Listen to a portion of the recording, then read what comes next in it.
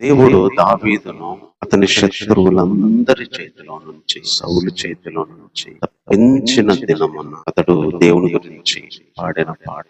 ఒకరోజు దేవుడు కూడా మన జీవితంలో ఉన్న శత్రువులన్నీ, మన శత్రువుల కన్నీళ్లు కావచ్చు, మన శత్రువుల అనారోగ్యాలు కావచ్చు, మన శత్రువుల ఇబ్బందులు కావచ్చు, కొన్ని కరువులు కావచ్చు, కొన్ని అవమానాలు కావచ్చు, కొన్ని కనిపించే శత్రువులతో పోరాడతాం, కొన్ని కనిపించని శత్రువులు మన మనసులో పోరాడతాం. కానీ సంతోషకరమైన విషయము, దేవుణ్ణి స్తుతించదగిన విషయం ఏంటంటే, ఒకరోజు మన శత్రువులందరి చేతిలో నుంచి, మన కన్నీళ్ళ నుంచి, మన ఇబ్బందుల నుంచి, మన దుఃఖం నుంచి, మన వేదల నుంచి, ఒకరోజు ఈ శరీర బాధల నుంచి, అనారోగ్యాల నుంచి, లోక సంబంధమైన ప్రతి దాని నుంచి విడిపించి ఒకరోజు పరలోకంలో ఒక కొత్త కీర్తన దావీదులాగే పాడే రోజు మన జీవితంలో ఉంది.